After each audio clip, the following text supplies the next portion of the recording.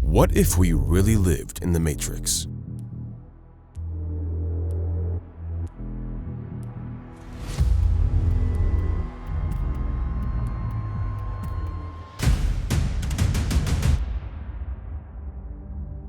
Imagine that all the reality around you isn't stone, water, and atoms, but lines of code computed by an incredibly powerful computer.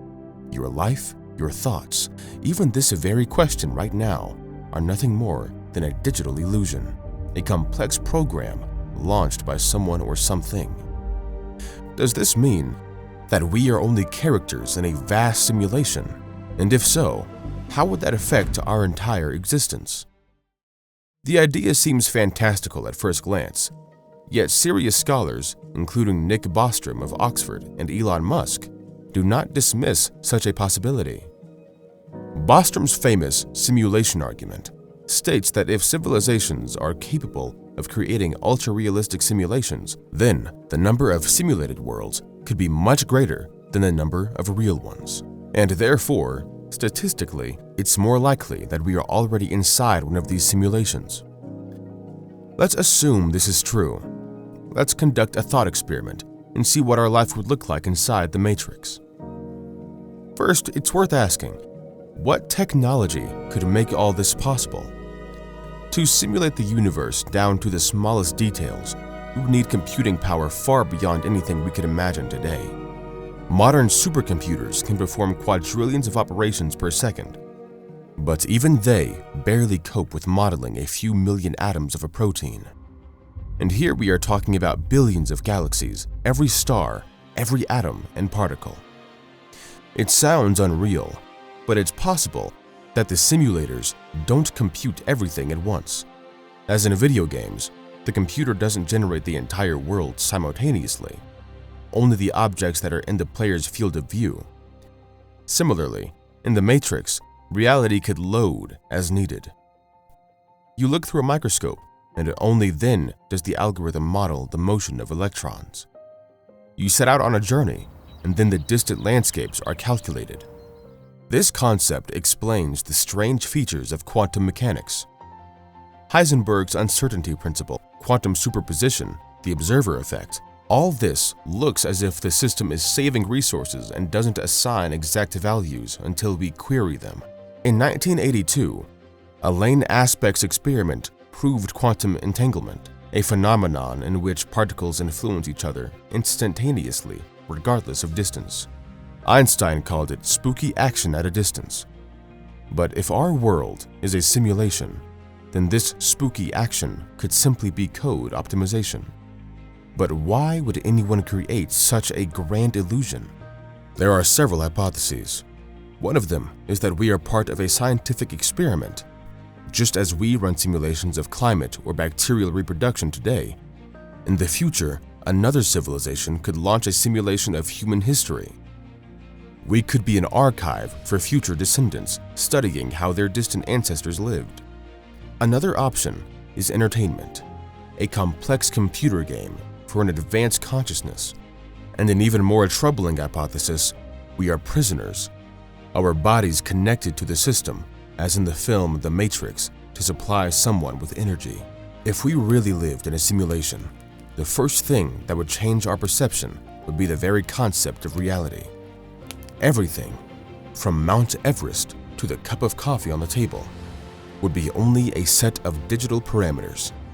Matter would cease to be the foundation of the world. Everything would become information. Here, a curious question arises. Could we hack such a system?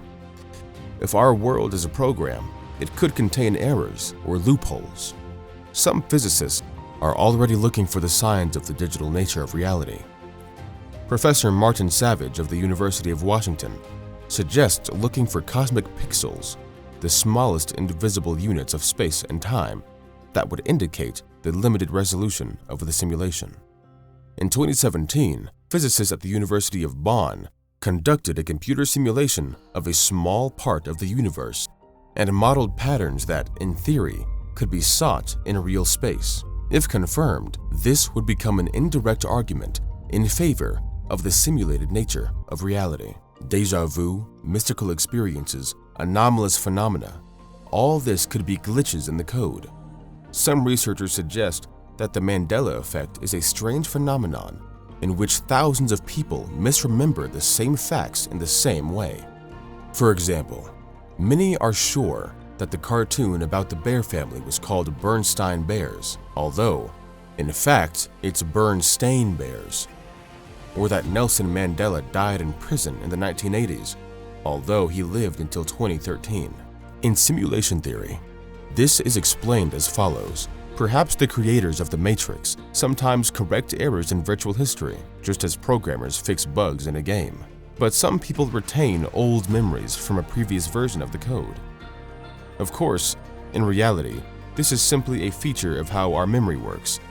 But for proponents of the simulation theory, it looks like evidence of glitches in the system. But even if we proved that we live in the Matrix, could we get out of it? Most likely, no. We would be limited by the boundaries of the program. Any attempt to break out could be only a new level of the simulation. It's like a dream within a dream. We wake up and discover that this is also an illusion. And now let's imagine the consequences for human civilization. The belief that we live in the Matrix would overturn all systems of knowledge. Science, which today seeks the laws of nature, would begin to look for the creator's algorithms. Physicists would stop explaining the universe with equations and would start decoding the program code of reality. This could lead to a revolution in technology. If we understood how the code works, we could change it.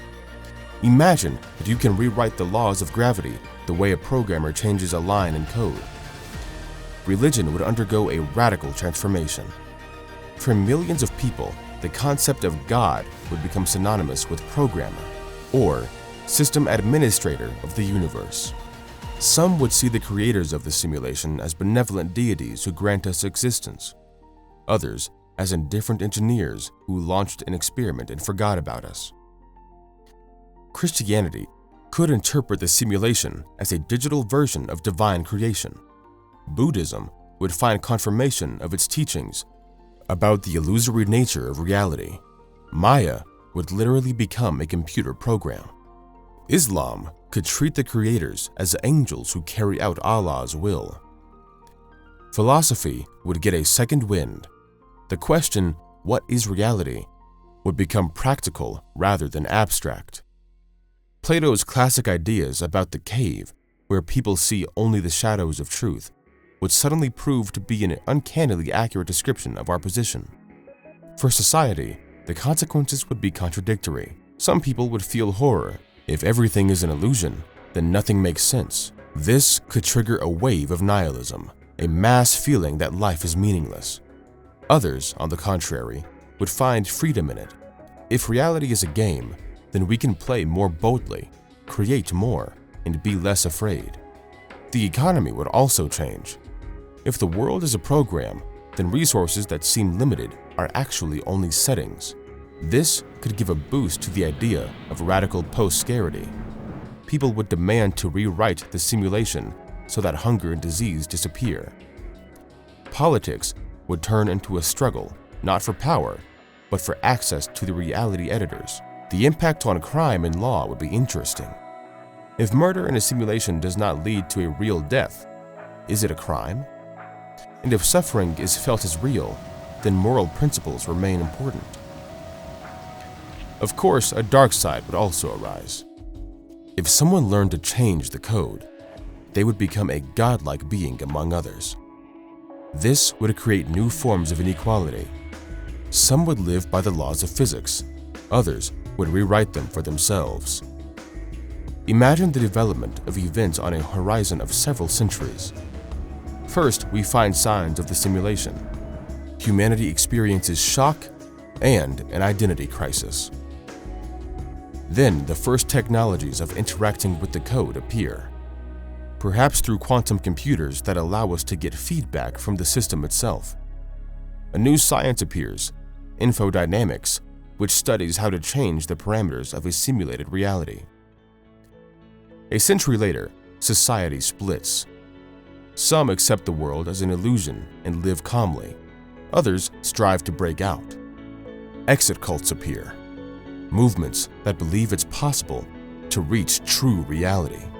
Someone believes in external observers and tries to attract their attention, for example, by sending signals into space or creating artificial catastrophes. And now imagine that one day the creators really respond. It could be a controlled glitch, a sudden distortion of the sky, strange symbols, a change in physical constants, or we receive a direct message. You have successfully passed the experiment. Welcome to the next level. What then? We would discover that our entire path is only a stage in an endless chain of simulations, and the question, what is reality, would remain open forever. But there is another aspect. Even if we live in the Matrix, does it really change anything? Our pain, our joy, our relationships, they are real for us, regardless of whether they are atoms or bits. For thousands of years, humanity has built cities, written poems, launched rockets, and all this matters, even if we are only code. Because meaning is born not from the foundation of reality, but from our experience. Perhaps the true discovery here is that real reality is not so important. What matters is that we can love, create, and dream, even within the bounds of a program. Thus, the hypothesis that we live in the Matrix may sound like fiction, but as a thought experiment, it forces us to look at the world from a different angle. We begin to understand that reality is not a given, but a mystery. And perhaps, one day, we will learn that everything around us is only a simulation. Or, perhaps we will never find out. But even then, in our Matrix, there will always be room for freedom, creativity, and the search for meaning.